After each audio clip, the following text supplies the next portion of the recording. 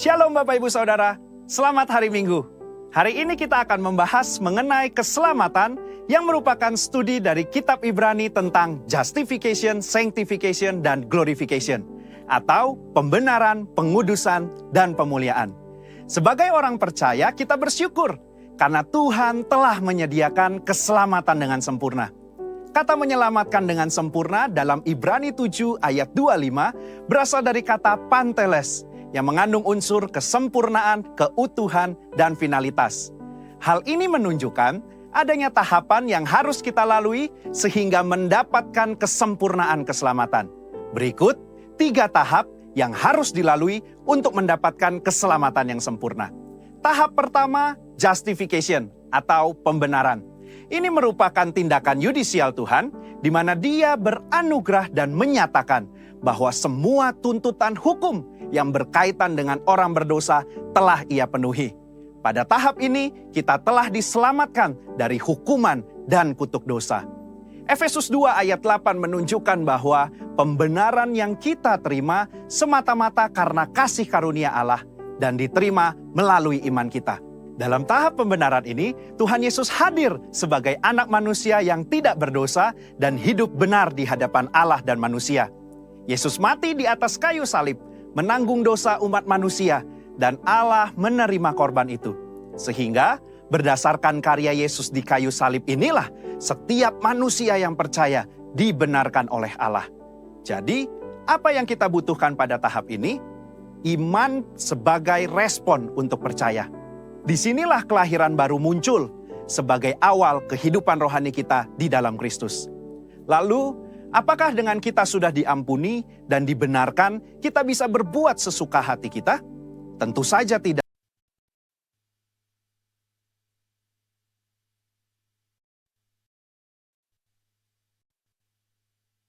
Karena kasih karunia Tuhan, bukan karena usaha atau karya manusia.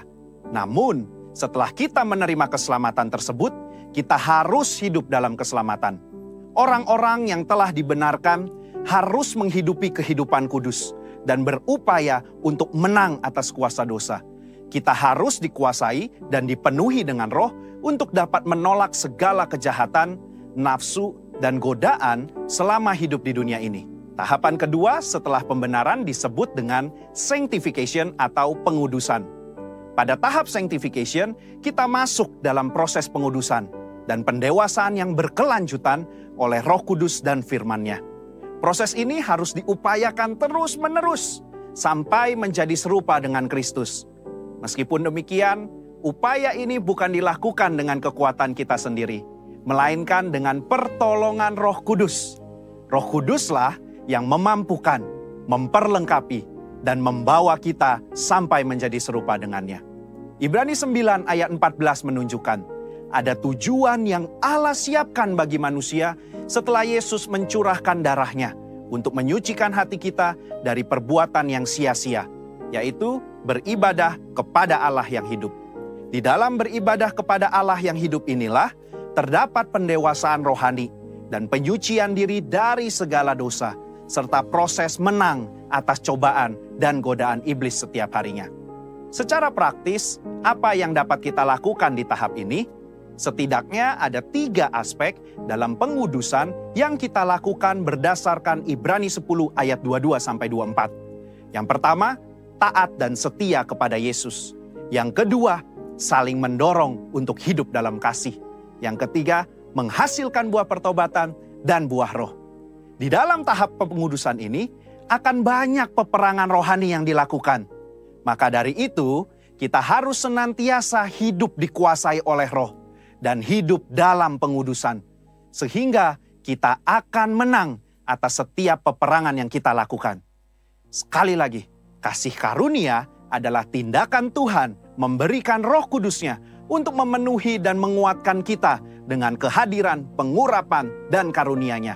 Melalui iman adalah kita dengan setia mengerjakan ketaatan dan latihan-latihan yang membangun manusia rohani kita sampai menjadi serupa dengan Kristus. Tahapan ketiga untuk mencapai keselamatan yang sempurna adalah glorification atau pemuliaan. Tahapan ini juga disebut sebagai keselamatan akhir, di mana kita akan diselamatkan dari kehadiran dosa. Artinya, manusia tidak lagi memiliki kehadiran dosa. Di dalam doktrin keselamatan, kondisi ini akan tergenapi ketika Tuhan Yesus datang untuk kali yang kedua. Dan hanya tersedia bagi mereka yang bertahan dan setia selama proses pengudusan. Dan yang telah menjadi serupa dengan gambar Yesus. Ibrani 10 ayat 37 menunjukkan, sedikit waktu lagi ia akan datang. Sudah siapkah kita akan kedatangannya? Apakah kita sudah serupa dengannya? Melakukan perintah dan amanat agungnya dengan benar? Ada 3 hal yang akan dilakukan saat ia datang untuk kali yang kedua. Pertama, ia datang untuk menyempurnakan keselamatan kita dengan cara memberikan kepada kita tubuh kemuliaan. Yang kedua, ia memberikan upah kepada kita hamba-hambanya. Dan yang ketiga, ia menyelesaikan rencananya dengan menghancurkan iblis dan menegakkan kerajaannya. Kesimpulannya, insan Pentakosta menganut doktrin progressive salvation, yaitu bahwa keselamatan tidak didapatkan secara instan, melainkan sebuah proses dan perjalanan yang dituntun dan dipimpin oleh Roh Kudus sampai akhir hidup. GBI menolak pandangan sekali selamat tetap selamat. Jaminan keselamatan itu selalu kita miliki selama kita tetap tinggal di dalam Kristus. Hal ini bukan hanya karena itu adalah tradisi yang diwariskan oleh para pendahulu kita, tetapi berdasarkan studi yang jujur dan komprehensif dari surat-surat Paulus, surat-surat umum, bahkan ketika melihat perjanjian lama, inilah Injil yang seutuhnya. Juru selamat kita yang mati dan mencurahkan darahnya untuk mengampuni kita dari dosa dan membenarkan kita di hadapan Allah adalah juru selamat yang sama yang bangkit dan naik ke sorga, mengutus Roh Kudusnya untuk menyucikan dan memberdayakan kita menjadi alat di tangannya, yang juga adalah juru selamat yang sama yang berjanji untuk datang menjemput kita di dalam kemuliaan kekal bersamanya. Saudara, untuk penjelasan lebih lengkapnya dari tim teologi kami, jangan lupa buka link yang ada di atas atau scan barcode yang tersedia. Selamat hari Minggu, Tuhan Yesus memberkati. Puji nama Tuhan, Shalom Bapak Ibu Saudara. Luar biasa sekali Tuhan boleh mengumpulkan kita lagi di tempat ini. Sebelum kita memulai ibadah pada pagi hari ini, mari kita sama-sama masuk dalam doa. Tuhan, terima kasih Tuhan untuk berkat-Mu Bapa, untuk cinta kasih-Mu, untuk penyertaan-Mu, sehingga kami boleh kembali berkumpul di tempat ini Tuhan untuk boleh beribadah kepada-Mu Bapa. Bapa, kiranya Engkau sertai ibadah ini dari awal hingga akhir Tuhan.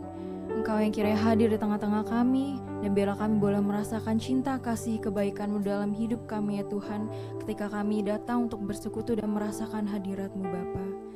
Terima kasih Tuhan, terima kasih Bapa atas berkat-Mu. Hanya dalam Tuhan Yesus Kristus kami sudah berdoa dan mengucap syukur. Amin.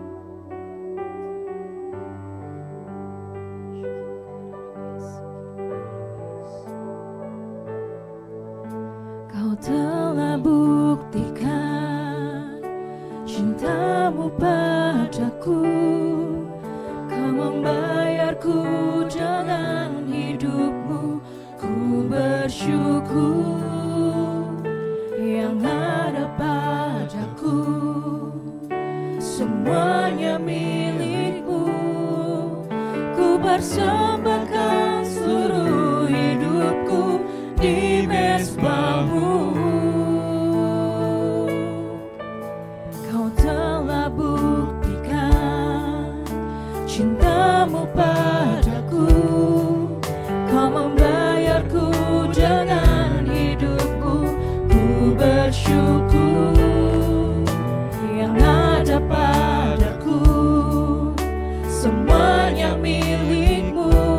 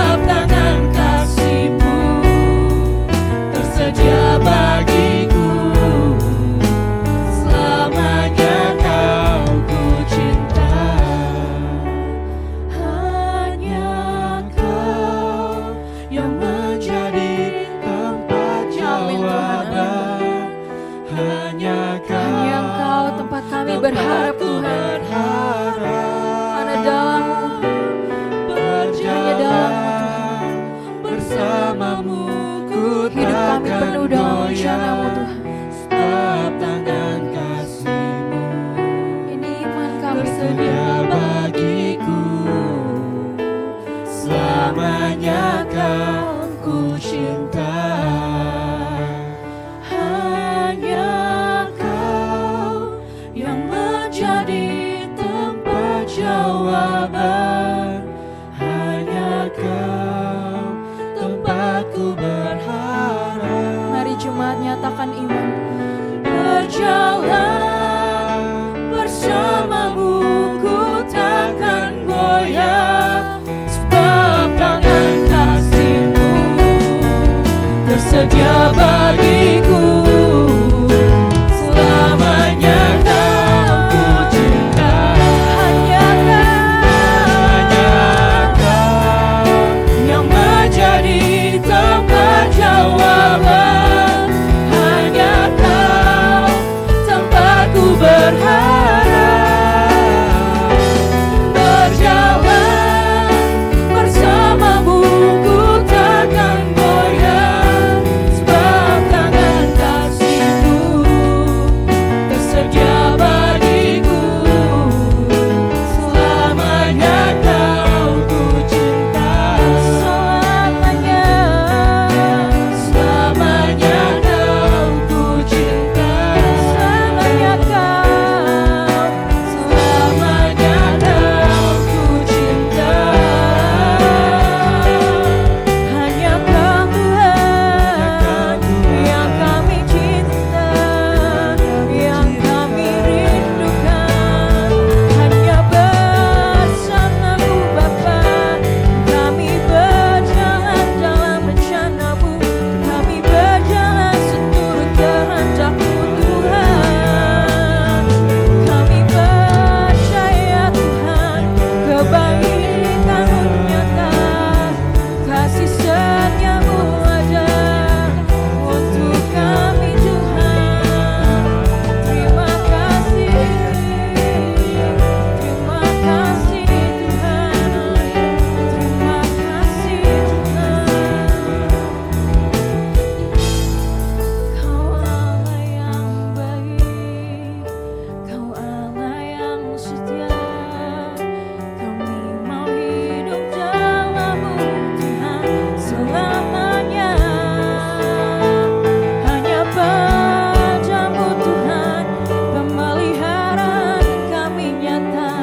Hanya kasih-Mu Tuhan. Terima kasih Tuhan. Kami percaya kebaikan-Mu ada dalam hidup kami Tuhan. Kami percaya dalam setiap musim hidup kami. Musim indah, musim yang penuh badai Tuhan, Engkau hadir Bapa. Engkau yang selalu memelihara kami Tuhan. Karena cinta kasih-Mu, tangan-Mu Tuhan selalu ada untuk kami Bapa. Kami mau menyatakan iman kami sekali lagi Tuhan. Ini iman kami Bapa. Ku tahu Bapa peliharaku. Dia baik, Dia baik. Ku yakin Dia selalu sertaku. Dia baik bagiku. Mari jemaat sekali lagi nyatakan. Ku tahu Bapa peliharaku. Dia baik. Kau baik Tuhan. Dia baik. Kau sangat baik Tuhan. Ku yakin Dia selalu sertaku. Dia baik bagiku. Lewat badai cobaan kami tetap ada bersama-Mu Bapa. Badai cobaan semuanya mendatangkan kebaikan. Ku tahu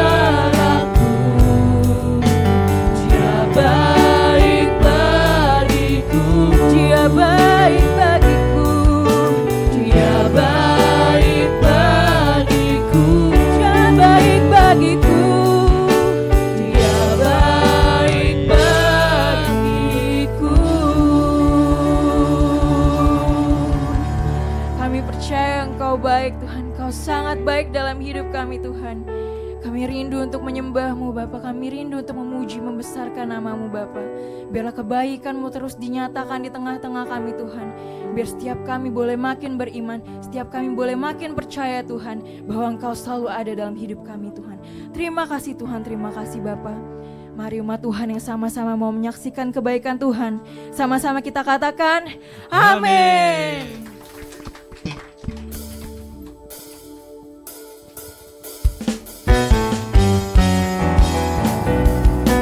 Percaya bahwa kebaikan Tuhan ada dalam sepanjang hidup kita. Karena itu kita mau sama-sama muji Dia. Kita katakan, di saat kulihat jalan hidupku, Kau ada besertaku, damai di hatiku. Di saat duka citaku, di saat sukacita, Kau ada besertaku, berdamai di hidupku. Kebaikan-Mu, kasih-Mu, sungguh tiada batasnya. Bila kulihat jalan hidupku, tangan kasih-Mu memegangku. Kebaikan-Mu, kasih-Mu, sungguh tiada batasnya. Jalan hidupku, tangan kasih-Mu memegang hidupku. Kita mau angkat tangan kita berikan sorak-sorai yang terbaik untuk Tuhan. Sekali lagi, kita mau angkat pujian ini dari awal.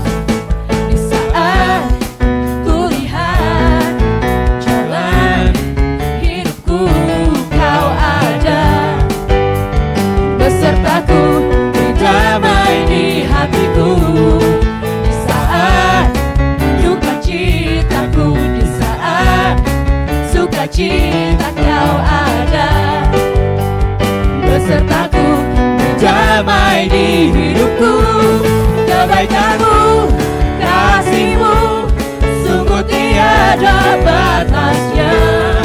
Bila kulihat jalan hidupku, tangan kasih-Mu memegangku. Kebaikan-Mu, kasih-Mu, sungguh tiada batasnya.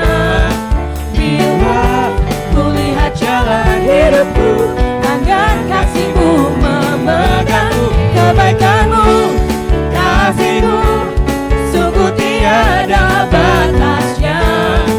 Bila kulihat jalan hidupku, tangan kasih-Mu memegangku. Kebaikan-Mu, kasih-Mu, sungguh tiada batasnya.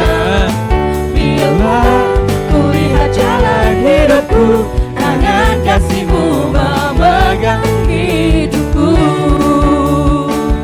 Kita percaya tangan kasih Tuhan memegang hidup kita, amin. Amin. Saya rindu jemaat untuk sekali lagi menyatakan iman kalian. Sama-sama nyatakan, kebaikan-Mu, kasih-Mu, sungguh tiada batasnya. Amin. Bila kulihat jalan hidupku, tangan kasih-Mu memegangku. Kebaikan-Mu, Nyanyi dengan lebih iman yang lebih kuat lagi, saudara-saudara. tiada Batasnya.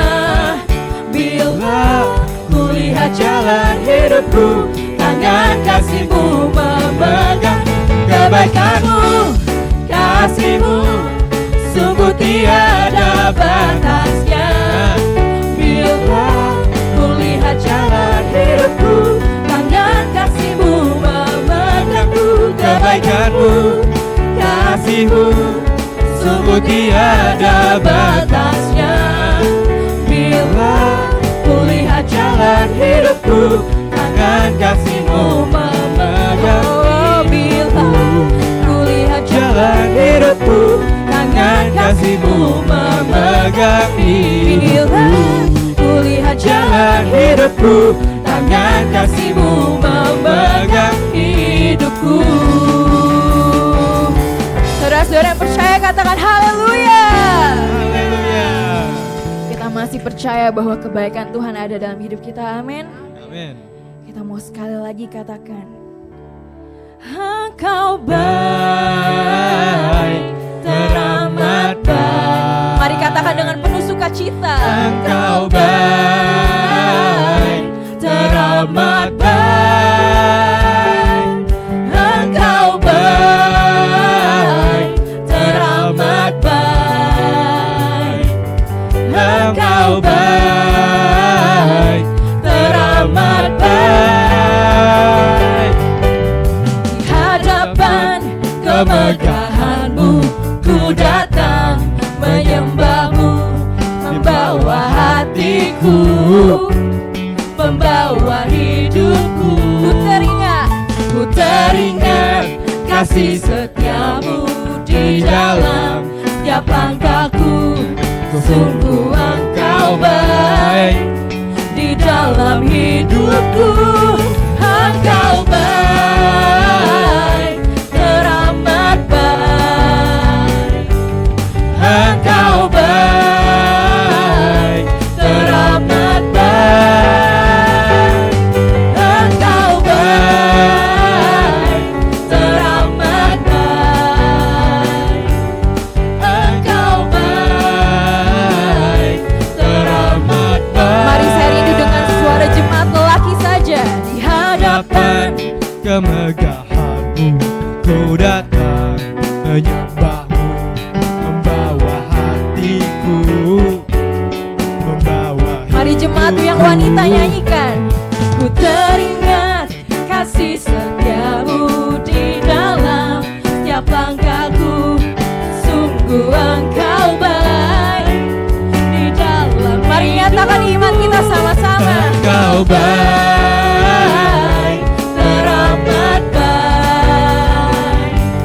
Engkau baik, teramat baik. Engkau baik, teramat baik. Engkau baik, teramat baik. Mari naikkan syukur kita, katakan. Naikkan ucapan syukurku padamu Yesus Tuhan. Engkau baik, teramat baik. Mari rasakan cinta kasih Tuhan, kebaikannya. Engkau baik, teramat baik.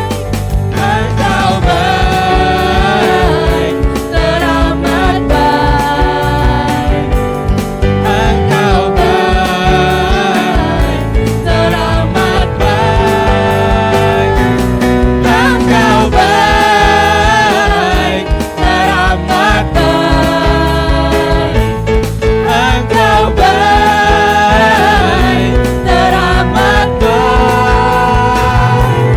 Engkau baik, teramat baik.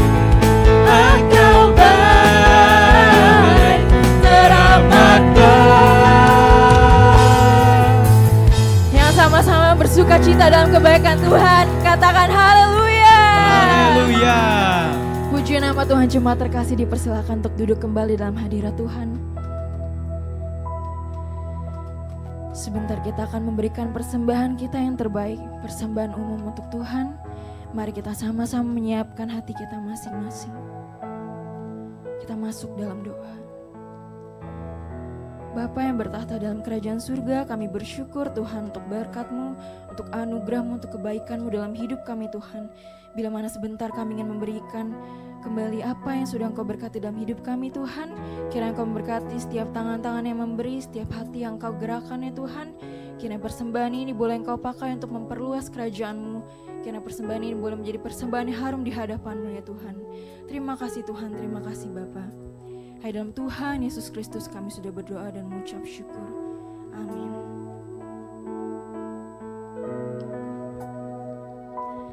Kami perlukan keajaiban-Mu. Kami butuhkan sentuhan tangan-Mu. Kami tak dapat berjalan sendiri. Kami perlu Kau Tuhan. Kami perlukan keajaiban-Mu, kami butuhkan sentuhan tangan-Mu, kami tak dapat jalan sendiri, kami perlu Kau Tuhan.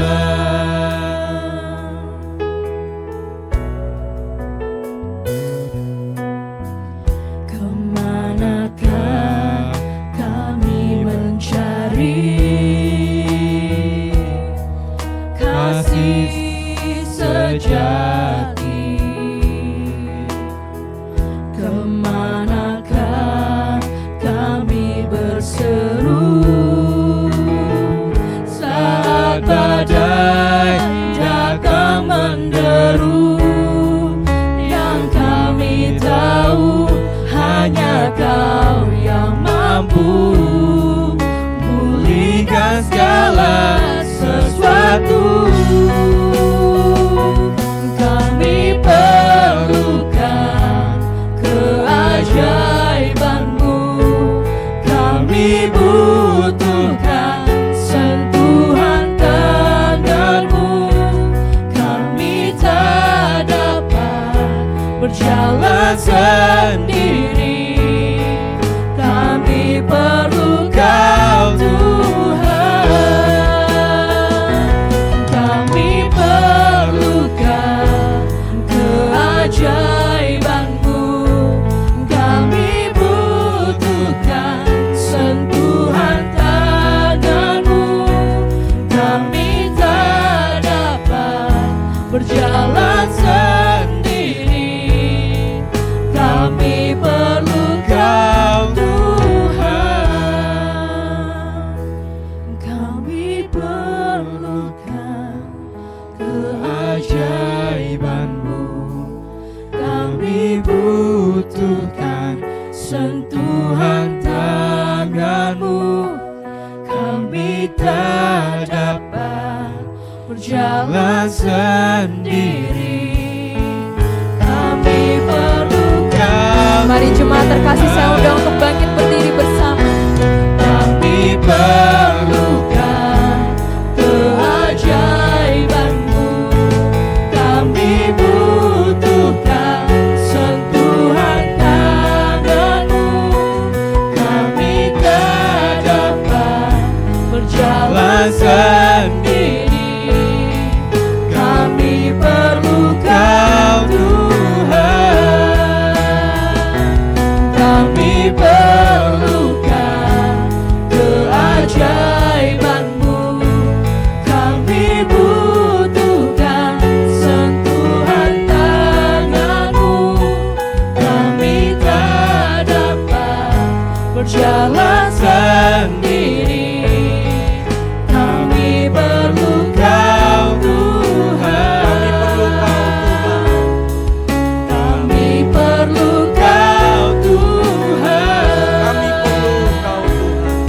Kami perlu Kau Tuhan. Mari kita berdoa untuk firman Tuhan. Bapa di surga, terima kasih untuk kesempatan pagi ini, kesempatan yang kedua bagi kami untuk beribadah kepada Engkau. Pujian ini mewakili hati kami yang paling dalam, bahwa kami memerlukan Tuhan dalam segala aspek kehidupan kami. Kami memerlukan Tuhan dari seluruh keberadaan hidup kami. Kami bergantung kepada Tuhan yang berkuasa atas kehidupan kami. Oleh sebab itu, kami tidak bisa lepas, kami tidak bisa hidup tanpa Tuhan. Karena Tuhan adalah pencipta kami. Tuhan adalah pemberi hidup bagi kami. Dan kesempatan pada pagi ini kami boleh beribadah, memuji, menyembah Engkau di tempatmu yang kudus ini adalah sebuah kehormatan sekaligus kesempatan bagi kami untuk datang mencari wajah Tuhan, datang memuliakan dan memasyurkan nama-Mu. Terima kasih Bapa di surga, terimalah semua pujian kami yang kami naikkan, kami berikan kepada Engkau. Karena kami memberikan pujian itu dengan hati yang tulus, dengan hati yang menyembah kepada Tuhan. Kami percaya Tuhan hadir bersama-sama dengan kami dalam ibadah ini. Dan akan terus memberkati sampai kami menyelesaikan ibadah ini. Dan semuanya guna hormat dan kemuliaan bagi nama Tuhan saja. Terima kasih Bapa di surga untuk sebentar kami akan membaca, mendengarkan, merenungkan firman-Mu. Sucikan, kuduskan hati dan pikiran kami. Sehingga sungguh-sungguh firman Tuhan tertabur di tanah yang subur. Menghasilkan buah berlipat kali ganda. Dan memberikan kepada kami kekuatan iman hari demi hari. Kami boleh menjadi pengikut Tuhan yang setia, yang taat. Dengar-dengaran akan firman-Mu. Kami menjadi orang-orang yang memuliakan nama-Mu di muka bumi ini. Terima kasih Bapa di surga. Berbicaralah Engkau kepada kami pribadi lepas pribadi pagi ini. Karena kami sudah siap dan membuka hati untuk kebenaran firman-Mu. Bersabdalah ya Tuhan. Kami siap dengarkan suara-Mu. Dalam berkat nama Tuhan Yesus Kristus Allah kami yang hidup. Kami sudah berdoa dan mengucap syukur. Haleluya. Semua yang percaya katakan. Amin, amin, amin. Silakan duduk Bapak Ibu Saudara sekalian. Shalom. Bapak Ibu Saudara sekalian, tadi pagi dalam ibadah yang pertama saya membahas satu bagian di dalam perjanjian lama. Supaya adil maka pagi ini dalam ibadah yang kedua saya akan membahas bagian dalam perjanjian baru. Dengan tema yang sama, mujizat masih berlangsung. Di ibadah yang pertama saya mengatakan bahwa kunci mujizat itu terletak pada iman. Dan iman itu lawannya cuma satu, takut. Kalau orang takut selesai iman kita. Itu sebabnya kita perlu membangun iman yang kuat. Karena itu dasar dari segala mujizat yang kita alami. Dan setiap hari kita akan lihat mujizat Tuhan. Nah pagi ini saya akan membahas satu bagian berkaitan dengan ini Bapak Ibu. Ini apa namanya? Duit, fulus, money, cien, doi, hepeng, apapun. Ya semua kita cari ini kan, setiap bulan kita bekerja untuk apa? Untuk ini Bapak Ibu. Benar tidak? Semua kita perlu ini. Itu bohong besar kalau orang mengatakan hidup ini bukan soal bukan soal uang, itu pret. Nggak ada itu Bapak Ibu. Kita bekerja untuk ini. Bayar sekolah, bayar bensin, beli beras, pakai ini. Kalau orang bilang uang bukan segala-galanya itu setengah benar. Kalau ada orang yang bilang uang bukan segala-galanya, oh ya, tapi segala-galanya perlu uang. Ya kan? Kita nggak bisa kemana-mana. Memang mau isi bensin motor, mobil pakai air. Kan enggak. Pakai bensin, bayar itu. Apa bedanya ini dan ini? Beda atau sama Bapak Ibu? Bedanya di mana? Hah? Nilainya. Ini nilainya 50.000. Ini enggak ada nilainya. Ini jadi catatan bagi mahasiswa kalau mau nulis-nulis perkataan dosennya ya ditulis-tulis lah. Tapi ini ada nilainya. Bank Indonesia memberi nilai 50.000. Kalau ada orang Malaysia ini 50 ringgit. Uang ya. 50 ringgit. Tapi ini 50.000 bukan 50 ringgit. Nah Bapak Ibu Saudara sekalian, kalau uang ini saya kucek-kucek begini lalu ada di jalan begitu, lalu kita kan matanya tajam itu kalau di jalan itu lihat, ada biru-biru. Biasanya kita kan begini-begini tuh, lihat begini. Lalu enggak gini dulu, lalu lihat, baru gini-gini masukin. Kenapa? Ini masih berlaku nggak? Ini udah kucel begini, masih? Kenapa? Udah jelek begini, udah dilipat-lipat, masih berlaku? Masih, kenapa? Nilainya. Ada nilainya. Ini bisa nggak kita pergi beli ke Indomaret di depan sana pakai ini? Nggak ada nilainya. Bapak Ibu Saudara sekalian, dalam hidup kita perlu ini juga. Perlu uang. Tapi duit itu tuh artinya 4 huruf ya. D-U-I-T. Nah saya akan jelaskan itu dalam teks pembahasan mengenai mujizat masih berlangsung. D yang pertama adalah doa. U, usaha. Doa doang tanpa usaha nol. I itu iman. T itu taat. Duit, kalau kita lihat ini, kita ingat khotbah Pak Junri. Oh, doa, iman, usaha, iman, taat. Mari kita buka di dalam kitab Injil Markus pasal 10 ayat yang ke-46 sampai 52. Injil Markus 10 ayat 46 sampai 52. Jadi supaya adil saya membaca satu ayat, Bapak Ibu membaca satu ayat ya. Bergantian berbalas-balasan. Saya membaca semua ayat yang genap dan saudara-saudara membaca ayat yang ganjil ya.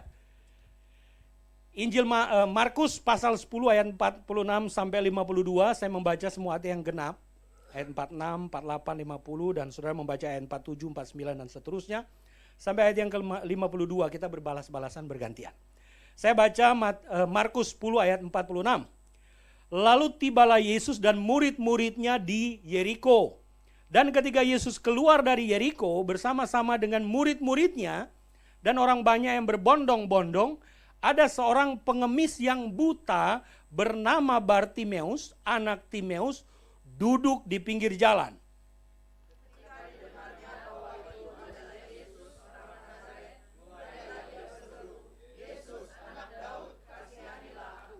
Banyak orang menegurnya supaya ia diam. Namun semakin keras ia berseru, "Anak Daud, kasihanilah aku."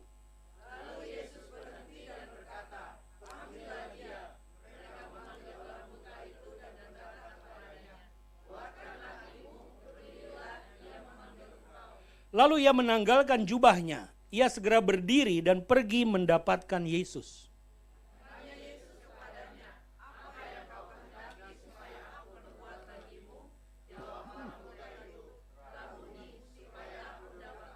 Ayat terakhir, lalu kata Yesus kepadanya, "Pergilah, imanmu telah menyelamatkan engkau." Pada saat itu juga melihatlah ia. Lalu ia mengikuti Yesus dalam perjalanannya.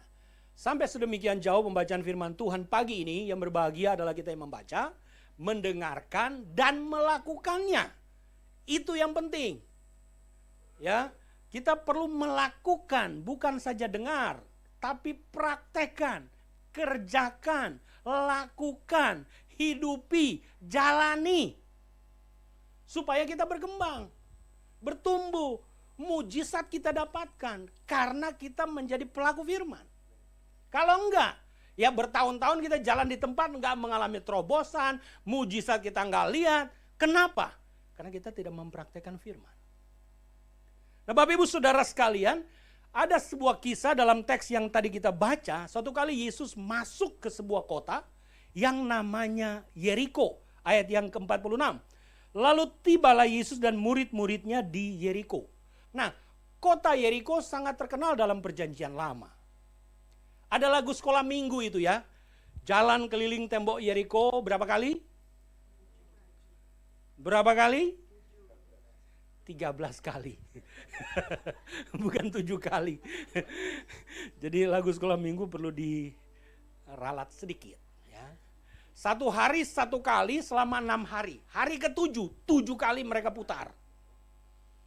Itu Yosua pasal 6. Lalu mereka bersorak kepada Tuhan, lalu tembok-tembok itu runtuh. Bukan karena bulldozer yang hantemin itu, tapi karena mereka hanya keliling, lalu bersorak. Nah, waktu tembok-temboknya runtuh, orang Israel menguasai kota Yeriko itu. Menduduki, menempati kota Yeriko itu. Lalu, Tuhan melalui Yosua itu kasih sebuah peringatan. Dia bilang begini, tidak boleh lagi bangun kota yang namanya Yeriko. Kalau ada yang mau bangun, dia harus mengorbankan 2 anaknya. Yang sulung dan yang bungsu akan mati. Tapi dalam perjanjian baru kok kita membaca ayat 46 ada kota yang bernama Yeriko yang berdiri. Lalu Yesus pergi ke situ. Apakah mereka nggak takut dengan kutukan yang disampaikan oleh Yosua? Mari kita baca dulu Yosua 6 ayat 26-27. Yosua pasal 6.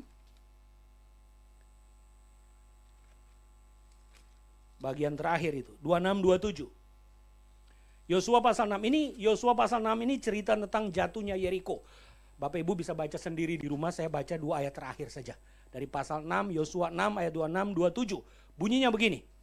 Pada waktu itu bersumpahlah Yosua. Jadi pakai sumpah. Kalau pakai sumpah itu kan kuat sekali kan. Dia bersumpah. Anak-anak kecil juga sering bilang begitu ya. I swear, ya saya sumpah. Nah, itu kan untuk menguatkan keyakinannya, meyakinkan orang lain pakai sumpah itu ya. Pada waktu itu bersumpahlah Yosua katanya. Nah ini dia, ini ngeri kata-katanya. Terkutuklah di hadapan Tuhan orang yang bangkit untuk membangun kembali kota Yeriko ini. Apa akibatnya? Dengan membayarkan nyawa anaknya yang sulung, anak yang tertua, dia akan membayarkan nyawanya yang sulung, ia akan meletakkan dasar kota itu. Jadi kalau dia bangun, dia akan mati anak sulungnya. Itu ya. Dan dengan membayarkan nyawa anaknya yang bungsu, dia akan memasang pintu gerbangnya. Jadi yang bungsu juga akan mati kalau dia bangun kota itu. Nah, ayat 27, dan Tuhan menyertai Yosua dan terdengarlah kabar tentang dia di seluruh negeri itu. Jadi Yosua itu setelah mengalahkan Yeriko dalam pimpinan Tuhan, dia kasih pengumuman itu, nggak boleh bangun kota ini lagi. Tapi dalam perjanjian baru kok ada kota yang namanya Yeriko. Nah, saya meneliti ayat ini lalu menemukan jawabannya begini. Mereka pindahkan kota yang namanya sama, tapi tempatnya beda. Jadi mereka bangun kota yang baru yang namanya sama, Yeriko, tapi pindahkan sebelah selatan kira-kira 80 mil. Nah, kira-kira 80 kilo dari kota yang lama yang sudah runtuh itu, lalu mereka pindahkan kota yang baru, bangun kota baru, namanya sama, Yeriko. Yeriko itu artinya bulan, moon. Atau ada yang lain juga mengatakan Yeriko itu tempat yang bau wangi, tempat yang memancarkan keharuman. Nah itu kata Yeriko, arti kata Yeriko. Nah Yesus pernah ke sana, kota itu. Lalu dia melayani kota Yeriko, lalu setelah selesai, dia mau keluar kota Yeriko. Nah biasanya kota-kota zaman perjanjian lama dan perjanjian baru itu mereka lewati satu gate, pintu gerbang, kayak di sinilah. Kan kita ambil ada parkirnya, ada gate-nya ya. Ambil parkir baru masuk. Biasanya dijaga security atau dijaga pengamanan begitu. Jadi gerbang-gerbang kota zaman perjanjian lama dan perjanjian baru itu adalah sebuah pagar. Jadi kota zaman dulu itu kalau nggak ada tembok, itu gampang sekali musuh menyerang dan kota itu dikalahkan. Karena nggak ada pertahanan ya. Jadi tembok kota kayak tembok China, itu kan sebuah tembok yang menahan kalau ada serangan musuh-musuh lain itu, mereka akan terhenti karena ada tembok yang mengelilingi itu. Kan Great Wall di China, Tiongkok itu kan, itu zaman dinasti, beberapa dinasti itu mereka bangun. Itu apa tujuannya? Supaya mereka tidak diserang dan tidak kalah. Musuh itu menghadapi tembok itu dulu. Sama. Jadi zaman perjanjian lama, itu ada tembok-tembok kota. Zaman Yesus juga ada tembok yang ada pintu gerbangnya keluar masuk gitu. Jadi Yesus menuju ke pintu gerbang itu mau keluar meninggalkan Yeriko. Nah di situ itu ada seorang pengemis. Pengemis itu profesinya ya mengemis. Mengemis itu artinya apa? Meminta-minta. Di Jakarta ini banyak para pengemis di pinggir jalan maupun di traffic light di lampu-lampu merah itu. Ya. Dan mereka hidup dari belas kasihan orang lain. Mereka makan atau tidak tergantung siapa yang memberi pada hari itu. Gitu. Banyak juga pengemis yang dikoordinir dan kemudian banyak motivasi di belakang itu ya kita nggak tahu. Tetapi pengemis itu datang dari sebuah keadaan di mana dia membutuhkan bantuan orang lain. Apalagi di sini ini ada pengemis yang punya, permisi kata, punya cacat fisik. Dia buta. Ayat 46. Lalu tibalah Yesus dan murid-muridnya di Yeriko dan ketika Yesus keluar dari Yeriko bersama-sama dengan murid-muridnya dan orang banyak yang berbondong-bondong, ada seorang pengemis yang buta. Bernama Bartimeus anak Timeus duduk di pinggir jalan, dekat pintu gerbang. Kenapa? Ya itu juga strategi. Karena pintu gerbang itu rame kayak pasar begitu ya. Orang keluar masuk di situ, orang bisa transaksi di situ karena situ tempat rame. Kayak perampatan jalan lah kira-kira begitu ya. Jadi Bartimeus itu nongkrong duduk di situ. Di tempat rame.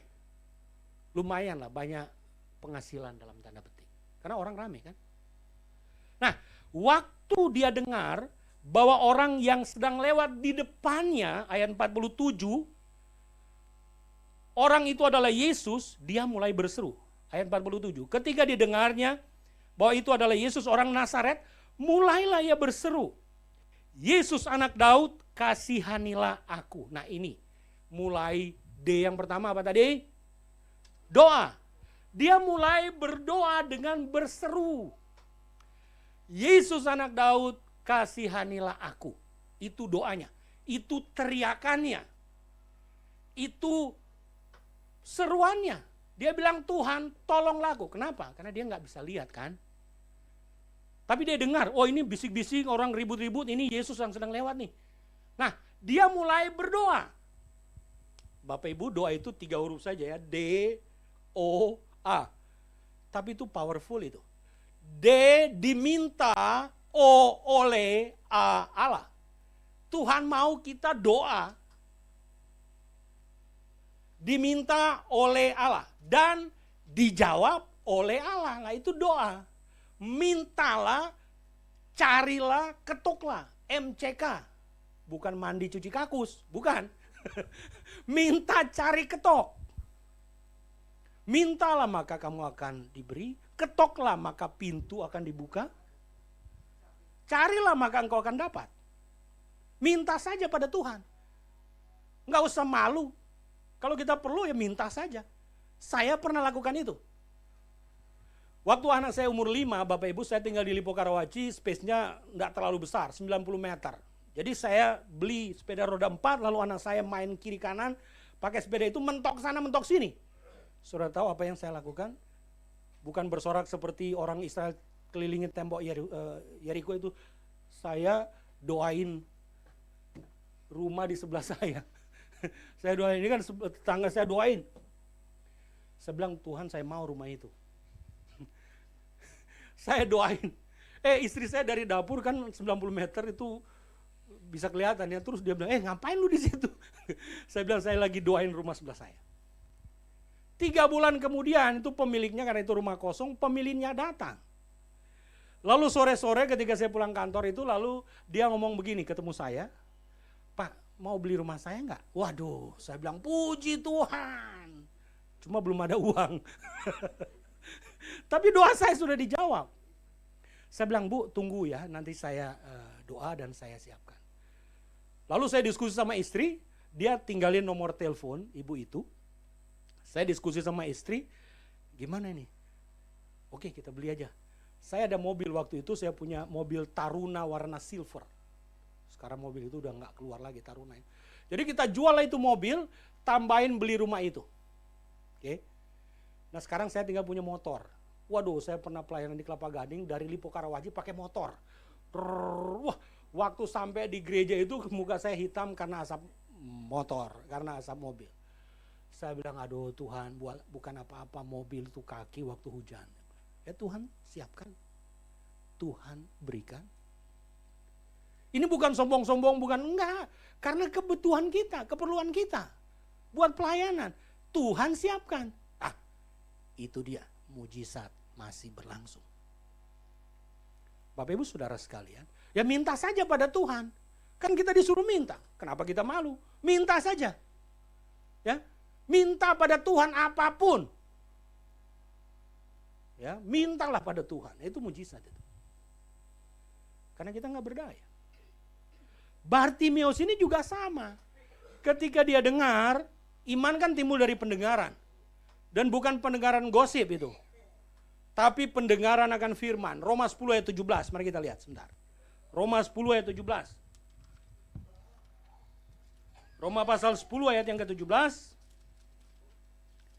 Bunyinya begini.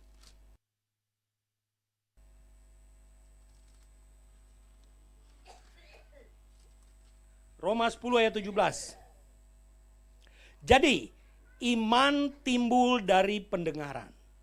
Dan pendengaran oleh firman Kristus. Mengapa saya minta kita semua membaca Alkitab tadi bersuara? Supaya telinga kita dengar dan iman kita muncul. Bacalah dengan bersuara. Supaya telinga kita sendiri dengar. Dan iman kita muncul. Kenapa? Yaitu Roma 10:17. Jadi iman timbul dari pendengaran. Dan pendengaran oleh firman Kristus. Apa bedanya saudara yang hadir pagi ini dan yang tidak ke gereja? Ada bedanya. Minimal kita dengar firman Tuhan. Iman kita muncul. Kita dapat informasi. Kita memuji Tuhan. Itu bedanya sama yang tidur di rumah. Yang tidak ke gereja. Hari ini kita dengar Roma 10:17. Nah Bapak Ibu Saudara sekalian, itu yang dilakukan oleh Bartimeus. Dia berdoa pada Tuhan. Doa. Ya itu yang bisa dia lakukan. Dia nggak bisa lihat. Tetapi ketika dia mulai berdoa dengan keras, dengan kencang itu, banyak orang tidak suka. Doa, yang kedua apa? Usaha. Cari Tuhan juga ada usahanya Bapak Ibu. Pagi-pagi kita datang ke sini kan effortnya besar juga ya. Tadi Pak Tri, mana Pak Tri? Itu datang dari Cijantung, lumayan jauh juga. Tapi kalau dia komitmen datang itu kan effort, itu usaha itu. Usaha cari Tuhan itu. Dan Tuhan menghargai itu Bapak Ibu Saudara sekalian. Itulah namanya usaha. Bartimeus juga berusaha. Waktu dia doa, banyak orang tidak suka. Ayat 47. Ketika didengarnya bahwa itu adalah Yesus orang Nazaret, mulailah ia berseru, Yesus anak Daud, kasihanilah aku. Ayat 48. Banyak orang menegurnya supaya ia diam. Mungkin dia duduk di sini Bapak Ibu. Lalu dia teriak-teriak, Yesus tolong, Yesus tolong, Yesus anak Daud tolong. Orang lewat di depannya. Lalu orang itu omelin dia, marahin dia, ngomong begini mungkin ya dalam konteks masa kini. Hei gembel, diam lu di situ. Gembel, weh, diam. Nah, mungkin begitu. Dia mereka marah-marahin dia. Berisik mungkin, mengganggu. Itu pengemis disuruh diam. Ayat 48 menulis itu, banyak orang menegurnya supaya ia diam. Tapi apakah Bartimeus diam? Tidak. Itu iman tuh. Dia jalan terus, dia peduli amat, bodoh amat, dia teriak-teriak aja terus. Kenapa? Karena kepingin sembuh. Kalau kita kepingin sesuatu kan yang lain-lain kita nggak gubris lah, pokoknya gue dapat lah gitu. Misalnya kayak orang mau foto dengan artis atau dengan presiden, kan dia menerobos banyak orang itu. Lalu dia foto. Ya dia nggak peduli dengan yang lain, jangan, jangan. Nah, tapi dia udah ke situ. Nah itu dia. Dia mengalahkan semua rintangan itu untuk dapat sampai tujuan. Jadi kita punya usaha itu. Kalau bisnis kita mau berkembang, ya kan kita kerja keras lah. Kerja keras. Saya sudah bilang tadi pagi, siapa yang bisa memberi kita uang di bumi ini kecuali orang tuamu dan saudaramu? Tidak ada yang bisa. Kecuali kita kerja, ya kerja kita dibayar. Memang uang turun dari langit, nggak ada itu. Kita kerja keras. Pakai otak kita, kreativitas kita. Berusaha. Iman juga nggak diam-diam saja. Abraham itu kalau dipanggil Tuhan, dia nggak keluar dari Ur Kasdim, ya nggak akan pernah ketemu tempat yang namanya tanah perjanjian, promised land. Nggak pernah. Dia melangkah, dia jalan. Itu namanya iman yang dikerjakan itu. Tuhan sudah kasih berkat, tapi kalau kita nggak raih, kan nggak bisa. Harus ambil. Harus praktekkan. Maka ada kitab yang namanya Yakobus. Iman tanpa perbuatan itu nol. Mati. Zero. Kosong. Melompong. Nah itu dia. Kan kita nggak mau itu kan. Kita berusaha cari Tuhan. Ngotot. Pernah lihat orang ngotot? Sudah kalah pun ngotot aja terus. Mungkin kayak yang barusan terjadi ini. Ngotot aja, udah ya nggak apa-apa sih. Namanya usaha kan. Nah itu. Nah Bapak Ibu Saudara sekalian itu usaha. Usaha untuk mencari Tuhan. Banyak tantangannya, banyak hambatannya, maju terus. Nah itu iman. Mujizat terjadi. Nah lalu akhirnya Yesus berhenti. Coba lihat ayat 49. Lalu Yesus berhenti dan berkata, panggil dia. Jadi Bartimeus ada di sini, Yesus sudah lewatin dia, tiba-tiba Yesus berhenti. Karena dengar seruan teriakan doa Bartimeus. Yesus berhenti. Lalu dia bilang apa? Panggillah, ayat 49. Lalu Yesus berhenti dan berkata, panggillah dia. Mereka memanggil orang buta itu dan berkata, berdirilah, ia memanggil engkau. Langsung berubah Bapak Ibu. Ada prinsip yang bunyinya begini. Ada gula, ada semut. Kalau orang lagi susah, orang-orang menjauhkan diri dari kita, bukan? Pura-pura nggak kenal. Pura-pura bukan saudara gitu kan. Karena kita lagi sulit, lagi susah gitu. Lagi bergumul. Lah coba kalau kita lagi diberkati, sukses, maninya banyak, kaya, yang nggak saudara pun ngaku saudara kan. Loh, kita kan masih saudara dari Encim ini, Ngkong ini, dari emak ini, dari opung ini, wah diurut-urut itu. Apa ujungnya? Duit. Udah, ujung-ujungnya hepeng gitu. Maka ada orang Batak bilang, hepeng lah mengatur portibion katanya. Uanglah yang mengatur dunia ini katanya, gitu ya. Nah, Bapak Ibu Saudara sekalian, waktu dia lagi berseru-seru banyak orang ngomelin dia. Tapi ketika Yesus berhenti banyak orang dekat-dekat dia dan hibur-hibur dia. Apa mereka bilang itu? Ayat 49. Lalu Yesus berhenti dan berkata, panggillah dia. Mereka memanggil orang buta itu dan berkata kepadanya, kuatkan hatimu, berdirilah, dia memanggil engkau. Orang gampang berubah. Moody, tergantung suasana hati. Kalau hati lagi baik, dia baik. Kalau hati lagi buruk, ya dia buruk. Maka jagalah 5M. Pertama, money. Jagalah uang kita. Jangan besar pasak daripada tiang. Akhirnya kita ngutang. Waduh, jangan dong. Money. Yang kedua, manner. Jagalah perilaku kita. Yang ketiga, mindset kita. Jagalah pikiran kita. Ya. Yang keempat, jagalah maut kita. Jagalah mulut kita. Ya. Kalau orang sembarangan ngomong itu bisa berbalik pada dia. Bisa jadi bumerang juga.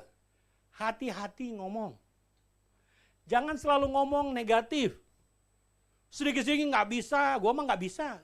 Itu yang akan terjadi adalah nggak bisa itu. Karena dia membatasi dirinya lalu mengutuki dirinya. Misalnya dia bilang, aku mah bodoh, aku mah nggak bisa, aku pemalu. Jangan.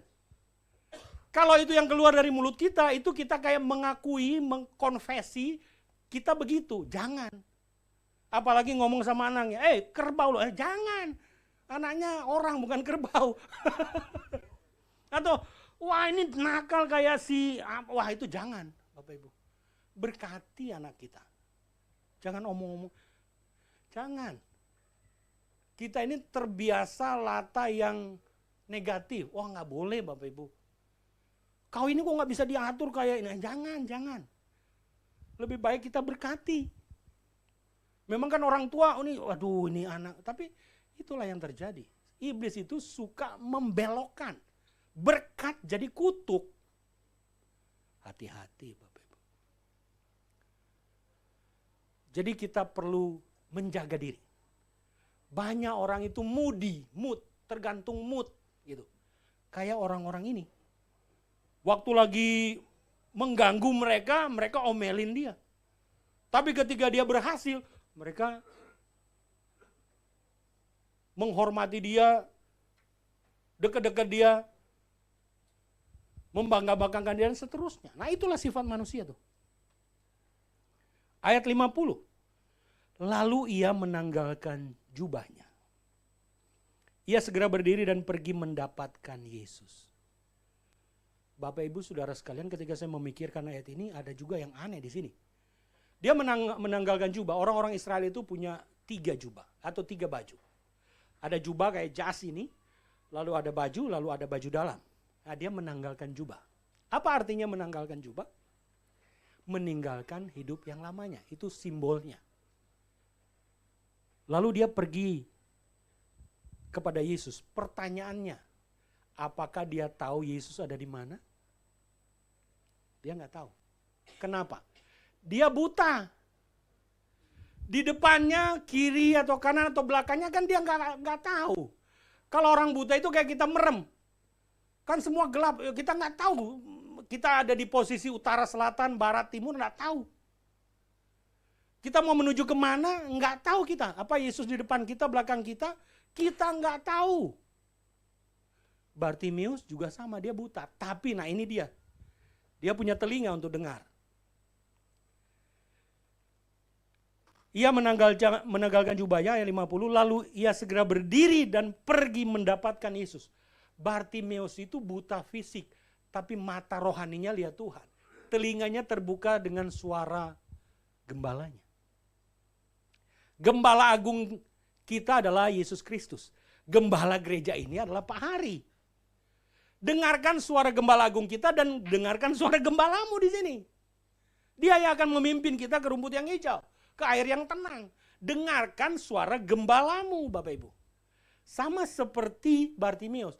Dia memposisikan dirinya seperti domba yang baik, dengarkan suara gembalanya.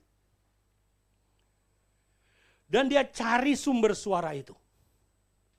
Sumber suaranya ada di mana dan dia punya telinga yang peka untuk dengarkan suara Tuhan.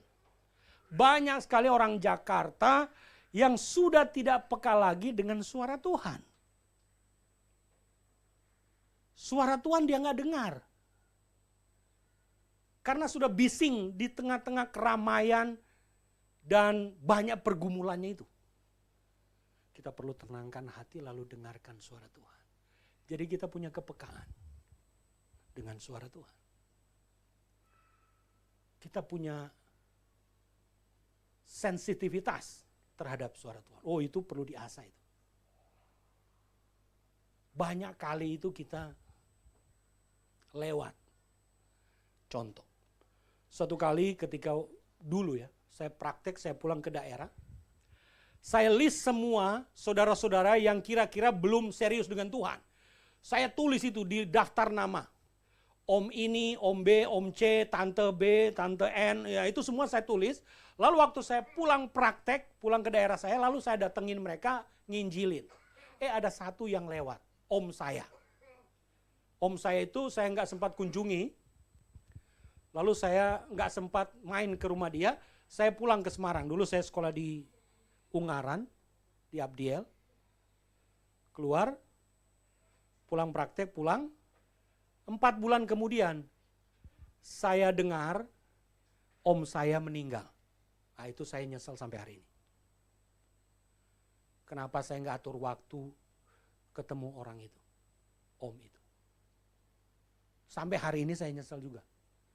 Minimal kalau saya ketemu, saya ngobrol, dia terima atau nggak terima itu urusan kedua. Injil yang saya beritakan. Kan yang mentobatkan bukan kita, Tuhan kan. Tapi saya sudah ngomong. Saya sudah menyampaikan berita baik itu. Dia merespon atau tidak, ya saya serahkan pada Tuhan. Dan itu yang menjadi penyesalan saya sampai hari ini. Kenapa saya nggak ambil waktu di tengah kesibukan saya sesibuk-sibuknya, masa nggak bisa? Gitu. Nah, jangan sampai seperti itu. Ada saudara kita yang belum pernah kita kunjungi, lalu kita belum cerita Yesus pada dia, lalu dia dipanggil Tuhan. Ya syukur-syukur dia terima dengar dari yang lain. Tapi kalau kita punya kesempatan, kita cerita saja pada dia. Karena Apolos menanam, Paulus menyiram, Tuhan yang tumbuhkan benih iman itu kan. Tapi kita sudah melakukan bagian kita. Nah itu perlu diasah itu. Memberitakan Injil itu kan tanggung jawab. Kan kita mati juga kita nggak tahu, ya kan? Saya dan saudara, saya nggak tahu siapa duluan. Tapi saya berharap, ya Anda lah duluan. Jangan, itu bercanda Bapak Ibu. Saya masih muda soalnya. Ya kita semua kita nggak tahu siapa yang duluan. Kan kita nggak tahu, nggak ada yang tahu hidup masa depan kan. Nggak ada yang tahu. Ada yang masih muda, saya dengar teman saya yang masih ngobrol seminggu lalu tiba-tiba meninggal. Contoh ya Desember itu saya pulang, ada om saya, namanya Om Buce. Kita ngobrol politik ya yang pemilu kemarin itu lah, kita ngobrol bulan Desember. Nah 2 minggu lalu dia ditabrak motor waktu jalan pagi, lalu dia jatuh nggak sadar di ICU, 3-4 hari kemudian meninggal loh. 2 minggu lalu. Coba lihat. Padahal Desember masih ngobrol kita. Kita nggak tahu kapan Tuhan panggil kita pulang. Maka tugas pemberitaan Injil itu adalah sangat-sangat mendesak. Kita nggak tahu kita pulang kapan. Ya kalau Tuhan panggil kita siap bos, berangkat. Anak masih kecil ya urusan Tuhan, kira-kira begitu. Ya kan? Tapi kita punya kepekaan. Nah, Bartimeus itu ketika dia lewat, orang omelin dia, tapi ketika Tuhan suruh panggil dia, orang-orang itu datang mengerumuni dia. Ayat 51. Tanya Yesus kepadanya, apa yang kau kehendaki supaya aku perbuat bagimu? Kalau Tuhan berdiri di sini secara teofani itu penampakan diri Tuhan. Lalu dia tanya pada kita, apa yang kau kehendaki supaya aku perbuat bagimu? Kamu mau meminta apa sama Tuhan? Ayo cepat, mumpung Tuhan ada di sini. Bijaksana. Ibu minta apa? Kesehatan. Tante minta apa tante? Sehat. Tante? Hah? Mau minta apa? 42 itu apa? Umurnya. Oh ya, oke. Ibu, minta apa, Bu? Hah? Kesehatan. Kok? Kesehatan. Ki, minta apa? Kesembuhan. Enggak ada yang minta uang di sini ya. Mintalah ini.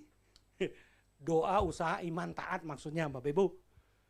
Ya nggak apa-apa kalau itu kebutuhan kita, keperluan kita, ya kan nggak masalah. Ya saya juga pernah mengalami itu Bapak Ibu, kita menikah, saya dan istri itu 5 tahun pertama belum dikaruniai anak. Belum. Jadi waduh itu istri saya udah gelisah, mertua saya juga selalu tanya begitu, kapan punya anak? Belum, aduh kita tertekan, jadi kita udah ke dokter kemana-mana, tapi belum. Jadi kita mintalah pada Tuhan. Satu kali istri saya terlambat haid 2 minggu di test pack. Test pack itu Bapak Ibu, itu alat uji kehamilan ya. Itu nggak ada di toko besi itu. Adanya di apotek atau di tes negatif. Minggu ketiga dia tes negatif juga. Lalu beberapa hari kemudian ke dokter kandungan di Rumah Sakit Siloam itu. Dicek sama dokter. Objin ya. Negatif. Terus saya bilang begini sama istri, udahlah genapinya 1 bulan. Lewat beberapa hari. Kalau nggak haid, ya udah kita ke dokter lagi. Setelah 1 bulan lewat beberapa hari, ada teman istri saya itu datang. Dia bilang, istri saya namanya Yeni. Nih kelihatannya kok hamil. Istri saya ngotot, kan kemarin kami ke dokter nggak ada apa, ini perut nggak ada. Isinya apa? Nasi dia bilang. Tapi ya karena saya bilang pada istri, udahlah kita berdoa aja lah ini. Nggak taunya beberapa hari kemudian kita ke dokter. Dan akhirnya dokter bilang, oh ya, istri saya hamil. Sudah 6 week, sudah 6 minggu di perut. Bayangkan 2 kali test pack negatif, 1 kali USG. Dokter kandungan bilang nggak ada pembengkakan rahim, nggak ada hamil. Yang berikutnya hamil. Itu kan nggak datang dari Hong Kong Bapak Ibu. Datang dari Tuhan itu. Itulah mujizat. Anak saya yang pertama. Lahir. Yang kedua. Setelah anak saya umur 5 tahun Bapak Ibu. Yang seperti saya cerita tadi, dia main sepeda roda 4, mentok sana mentok sini kan. Satu kali dia bilang begini sama saya, Daddy, saya minta adik dong. Dia pikir adik itu dibeli di toko gitu kan. Saya bilang ke dia, Bray, namanya Bray ini. Bray, kamu doalah. Oke. Dia doa gitu ya. Satu kali ada pendeta dari Singapura itu datang melayani gereja kami. Lalu penterjemahnya nggak datang, itu hari Sabtu. Lalu staf gereja itu, karena kami lagi doa pagi seperti yang diadakan gereja ini. Lalu staf admin gereja itu panggil saya, Pak Juri bisa nggak minta tolong terjemahin ini pendeta yang doain orang-orang sakit pada hari Sabtu. Kan dia melayani Minggu. Jadi hari Sabtu dia melayani orang-orang yang sakit yang mau datang ke gereja. Lalu saya bilang oke, boleh, bisa. Akhirnya saya menerjemahkan dia, mendoakan orang-orang sakit itu sampai selesai semua sudah. Nah sekarang tinggal dia, saya dan istri saya. Lalu tiba-tiba ini pendeta orang Singapura, namanya Leong Polai. Dia bilang, brother, you punya anak perempuan umur 5 tahun ya? Saya kaget, karena saya baru ketemu kali itu ngobrol. Kok dia bisa tahu saya punya anak umur 5 tahun? Oh iya, benar pastor, saya bilang. Lalu dia bilang begini, you tahu nggak saya taunya dari mana? Saya bilang, saya nggak tahu. Dia bilang begini, Roh Kudus kasih tahu saya. Oh, jadi udah nyambung itu ya cerita. Lalu saya bilang, anak saya yang umur 5 tahun itu minta adik sekarang, boleh nggak pastor doakan saya dan istri? Oh kok ya boleh. Lalu dia doakanlah saya sama istri. Doakan, setelah saya selesai doa, dia bilang begini, tadi waktu doa ada impresi dari Tuhan, number 7, angka 7. Cuma Tuhan tidak menjelaskan apa artinya angka 7 itu. You berdua doa sama Tuhan, minta tolong Tuhan kasih tahu artinya apa. Nah, saya berpikir secara manusia, wah ini 7 bulan kemudian istri saya hamil ini. Atau bulan ke-7 istri saya hamil, ini pikiran saya. Waktu kami doa, ternyata jawabannya ketika anak saya umur 7 tahun. Waktu itu kan dia 5 tahun, jadi kita tunggu 2 tahun. Oh gitu ya, oke. Jadi waktu kita doa dapat jawaban ketika anak saya umur 7 tahun. Nah tibalah anak saya umur 7 tahun. Dia ulang tahun 30 Oktober. Saya pikir begini, nanti 30 November istri saya hamil ini. Jadi saya sudah lihat-lihat ya, setelah anak saya 7 tahun kan saya ingat itu janji itu dari pendeta itu ya, number 7, lalu kita dapat jawaban anak saya umur 7. Nah, dari Oktober ke November, istri saya haid. Lalu saudara tahu apa yang ada dalam pikiran saya? Apa coba? Saya pikir begini, ini pendeta gimana, ini kok meleset, ini gimana dari Tuhan meleset. Nah itu pikiran kacau saya waktu itu. Tapi dari November ke Desember kita nggak cek. Satu kali setelah tahun baru tanggal 2 atau tanggal 3 itu, saya membuat warta jemaat ya, renungan warta jemaat ya, pengumuman itu, saya bertugas membuat renungannya. Satu kali saya mengerjakan itu sampai pagi. Nah waktu saya masuk ke kamar saya lihat istri saya masih terjaga, belum tidur. Nah saya tanya kenapa?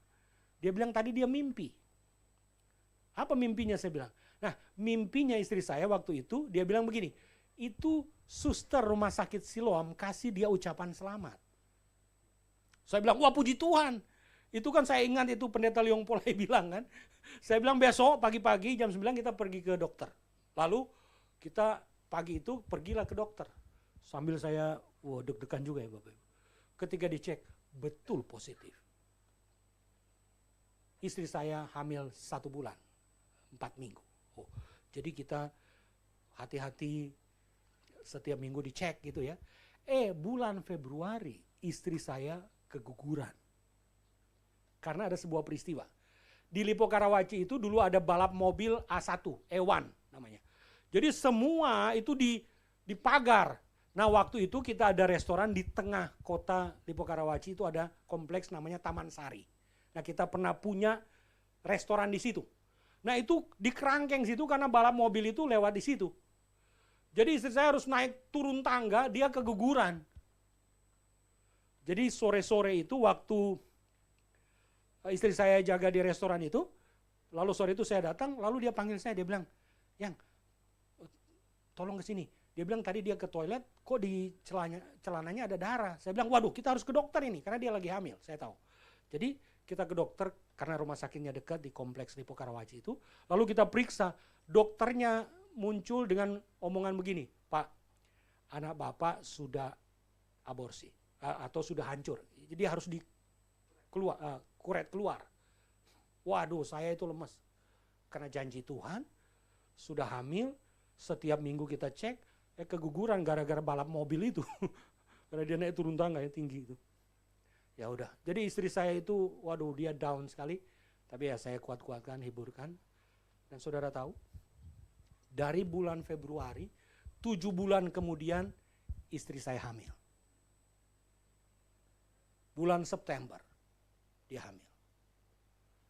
Dan 9 bulan kemudian, saudara tahu anak saya yang kedua lahir tanggal berapa? Tanggal 7. Bulannya apa? Bulan 7. Tapi bukan 2007, 2010. Tapi yang ini yang saya heran juga. Kita nggak pilih tempat, pokoknya kita masuk aja.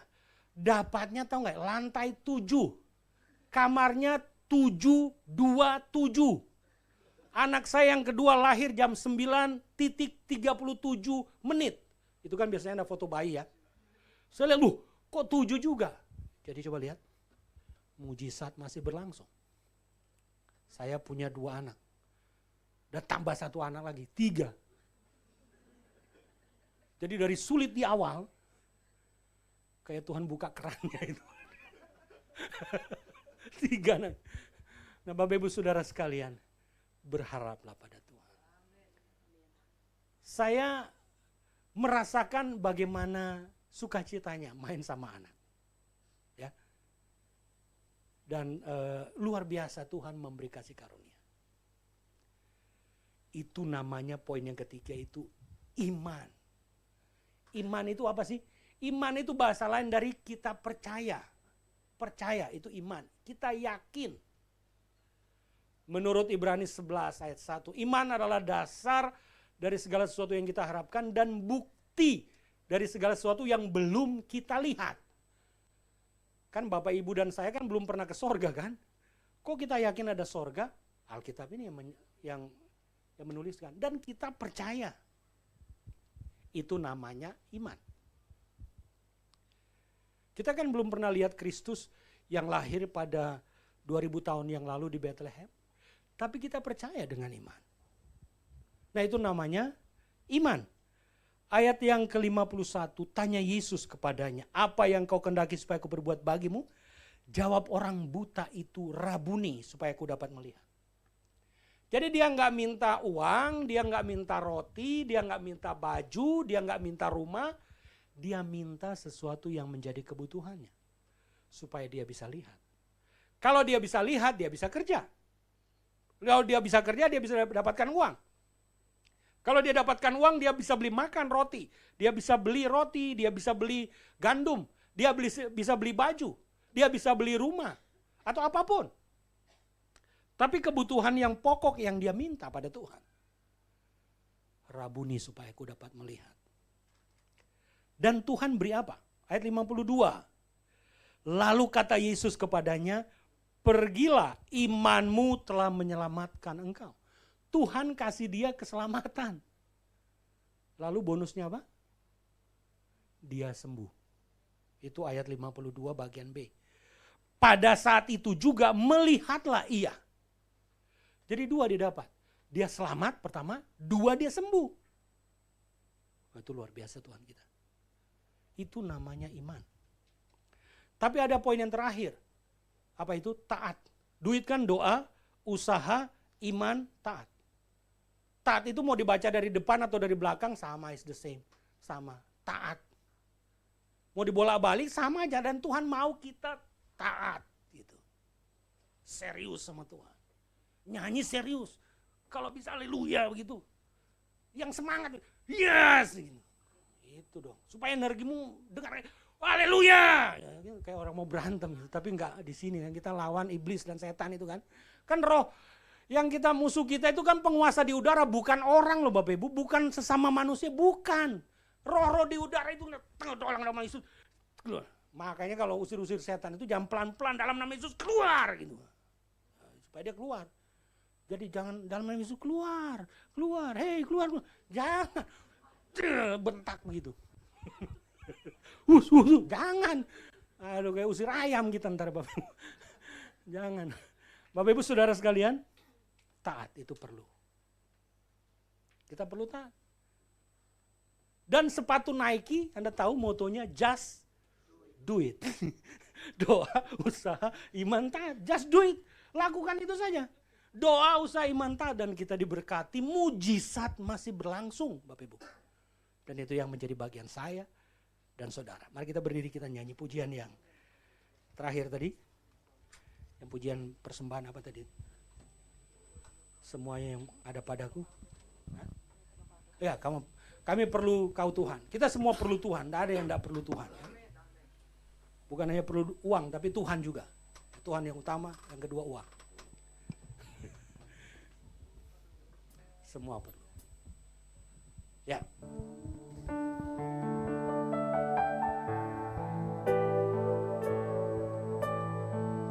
Kemanakah kami mencari kasih sejati? Kemanakah kami berseru saat badai datang menderu? Yang kami tahu hanya Kau yang mampu pulihkan segala sesuatu. Kami perlukan keajaiban-Mu, kami butuhkan sentuhan tangan-Mu. Kami tak dapat berjalan sendiri, kami perlu Kau Tuhan.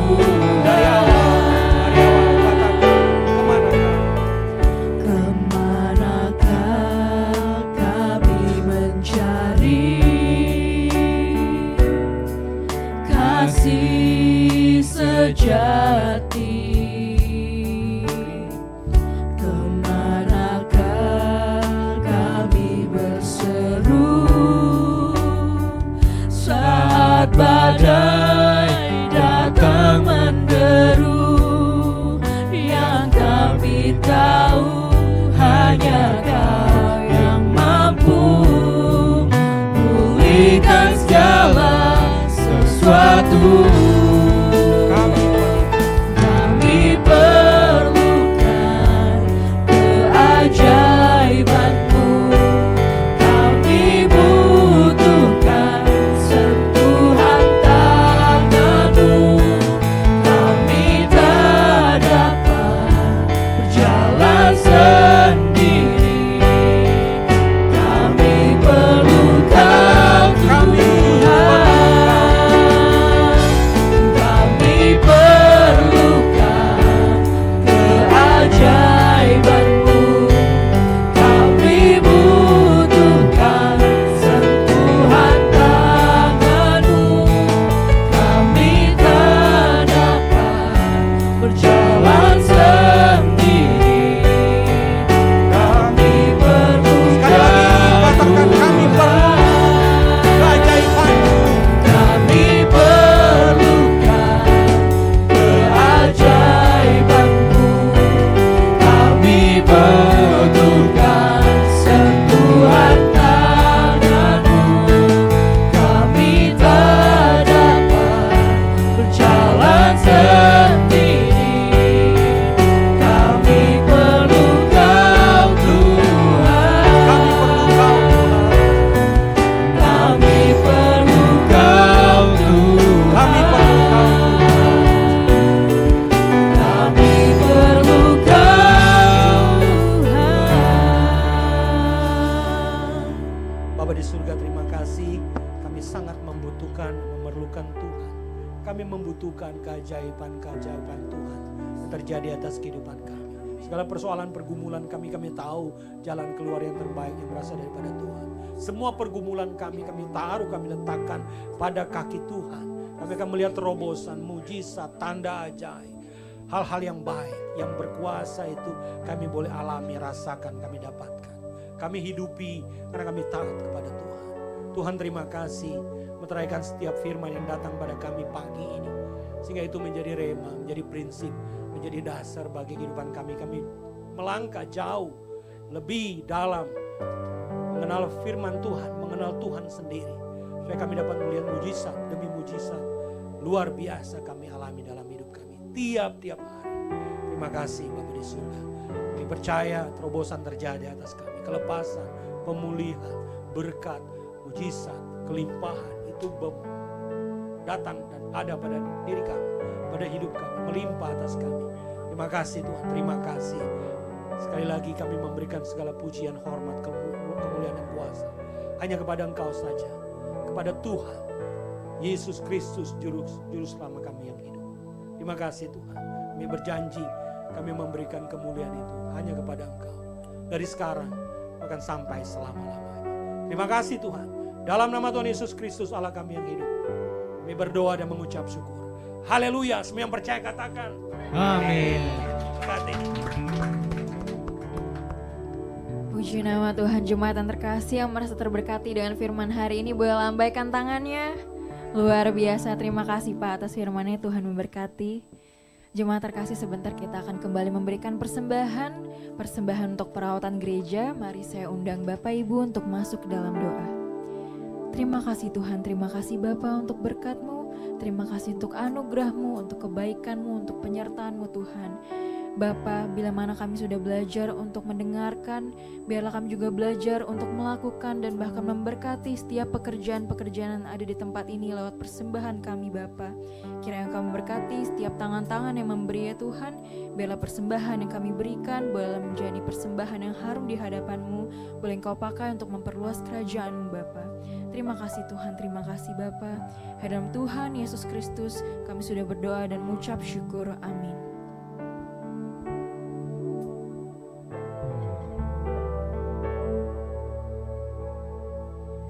Di hadapan kemegahan-Mu ku datang menyembah-Mu, membawa hatiku, membawa hidupku. Ku teringat kasih setia-Mu di dalam setiap langkahku. Sungguh Engkau baik di dalam hidupku. Engkau baik, teramat baik.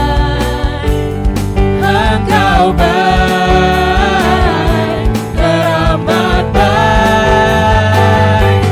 Engkau baik, teramat baik. Engkau baik, teramat baik. Puji nama Tuhan. Bapak Ibu, sebentar kita akan mendengarkan pengumuman. Kepada hambanya dipersilahkan untuk memberikan pengumuman. Shalom Bapak Ibu sekalian, kita diberkati ya dengan firman Tuhan hari ini. Puji Tuhan, sebelum kita tutup ibadah kita, mohon waktu sebentar untuk pengumuman berikut. Yang pertama adalah ibadah raya setiap minggu kita laksanakan 2 kali, yaitu jam 8 pagi dan jam 10 pagi. Dan kedua-duanya disertai dengan ibadah sekolah minggu. Jadi buat Bapak, Ibu, Opa, Oma yang punya anak cucu, jangan khawatir, bawa serta supaya di ruang sebelah juga bisa dibina rohaninya. Puji Tuhan. Kemudian pada hari Minggu juga jam 12.30 ada ibadah youth. Anak-anak kita yang sudah berusia dewasa, mari kita bawa untuk jam 12.30. Puji Tuhan. Ibadah umas buat Opa Oma, mari kita beribadah di hari Rabu jam 10. Puji Tuhan. Kemudian ibadah kul, Community of Love, dilaksanakan setiap hari Kamis dan Jumat jam 19. Oma Opa, Bapak Ibu, kalau ibadah raya biasanya kita sudah salaman terus pulang. Kita nggak kenal satu sama lain. Ayo kita ibadah di kul, satu sama lain kita saling mengenal, saling menguatkan, saling mendoakan. Dan yang istimewa adalah kita bisa sharing firman Tuhan. Puji Tuhan. Dan anak youth ya, setiap hari Jumat yang sama tanggal jam 19 diadakan saat teduh. Adanya di unit. Jadi di sini ada kul hari Jumat, di unit di jam yang sama juga ada. Kemarin ada 2 anak muda datang ke sini, saya alihkan ke sebelah ke unit. Puji Tuhan, pada hari Sabtu kita ada doa pagi. Hari libur, hari Sabtu, mari kita datang di doa pagi mulai jam 6 sampai jam 7. Demikian firman Tuhan. Bagi Bapak Ibu yang memerlukan baptisan air atau konseling atau ada hal-hal yang perlu didoakan, bisa menghubungi hamba-hamba Tuhan di belakang. Terima kasih, puji Tuhan. Ya, Bapak Ibu baca sendiri, aku nggak ngerti yang ini. Oh ya, tak lupa terima kasih buat hambanya Pak Juni yang hari ini sudah memberkati kita dengan firman Tuhan. Kiranya Tuhan sendiri memberkati Bapak berlimpah-limpah. Puji Tuhan. Kita tutup ibadah kita, mari kita bangkit berdiri. Terima kasih Tuhan, kami mengucap syukur kalau hari ini kami boleh bertemu Engkau, kami boleh memuji Engkau, kami boleh menyembah Engkau. Teristimewa kami boleh duduk diam untuk mengerti isi hati Tuhan. Terima kasih Tuhan, di dalam masa-masa yang sangat sulit ini Tuhan, kami hanya mencari Engkau Tuhan. Kami hanya memohon kepada Engkau, kami hanya bisa berharap kepada Engkau ya Tuhan. Kami melakukan apa yang menjadi bagian kami. Mari kami mohon Tuhan melakukan apa yang menjadi bagian Tuhan. Terima kasih Tuhan, terima kasih. Berkati Pak Junri Tuhan yang hari ini sudah menjadi saluran berkat buat kami. Berkati kesehatannya, berkati rumah tangganya, bahkan seluruh keluarga besarnya Tuhan, dalam penyertaan kuasa Tuhan. Terima kasih Tuhan, kami juga mau berdoa buat pemimpin bangsa negara kami, mulai presiden, wakil presiden, sampai aparat terendah RT RW sekalipun Tuhan. Kami serahkan semuanya dalam tangan-Mu. Roh takut akan Tuhan terus Tuhan sematkan buat hati mereka, supaya di dalam negara ini Tuhan, kami boleh leluasa Tuhan untuk memuji muliakan nama-Mu. Begitu juga pemimpin rohani kami Tuhan, mulai dari Pak Niko dengan para wakilnya, Pak Kiki dengan para wakilnya, Tuhan berkati berlimpah-limpah. Tuhan nyatakan kuat kuasa-Mu, mujizat-Mu nyata Tuhan. Begitu juga gembala kami di tempat ini, Pak Hari dan Ibu Devi, kami serahkan dalam tangan-Mu Tuhan. Mari penyertaan-Mu yang luar biasa, Tuhan memberkati kesehatannya, Tuhan memberkati pekerjaannya, usaha-usahanya Tuhan berkati, pelayanannya Tuhan berkati. Di mana-mana Pak Hari berada Tuhan, biarlah kerajaan surga dibesarkan, dimuliakan bagi kerajaan-Mu. Terima kasih Tuhan, kami tak lupa juga menyerahkan seluruh jemaat yang pada hari ini hadir Tuhan. Kami serahkan semua dalam tangan-Mu. Mari Tuhan, yang datang dengan susah Tuhan hiburkan, yang datang dengan berbeban berat Tuhan beri kelepasan, yang sakit Tuhan jamah Tuhan sembuhkan di dalam nama Tuhan, supaya kami pulang, kami tidak sama dengan di saat kami datang tadi Tuhan. Terima kasih Tuhan, sebentar kami akan pulang ke rumah kami masing-masing. Kami rindu untuk menerima berkat melalui Pak Hari Tuhan.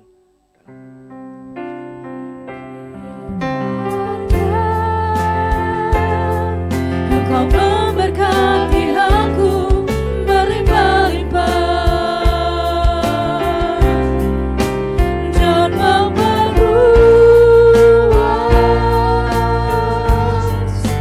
daerahku, dan kiranya tangan-Mu menyertai aku dan melindungi aku daripada malapetaka, sehingga kesakitan tidak menimpa aku, sehingga kesakitan tidak menimpa aku. Cuma dikasih Tuhan, mari angkat tangan kita. Kekasih-kekasih Tuhan Yesus, pulanglah, terimalah damai sejahtera, berkat yang berlimpah-limpah daripada Allah Bapa, Putra dan Roh Kudus melalui Tuhan Yesus Kristus yang akan memulihkan keadaanmu, baik ekonomimu, keluargamu, maupun kesehatanmu, dan senantiasa Dia akan menjaga engkau mulai hari ini dan sampai kedatangannya yang kedua kali, bahkan sampai selama-lamanya. Kita diberkati, sama-sama katakan amin. Selamat hari Minggu, Tuhan Yesus memberkati.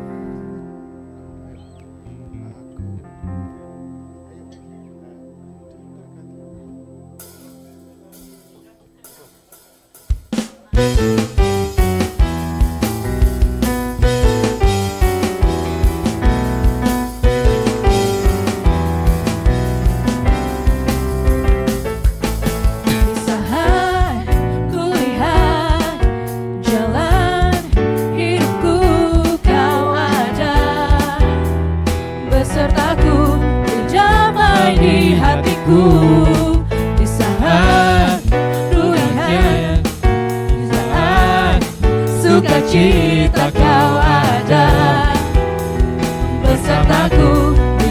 damai di hidupku.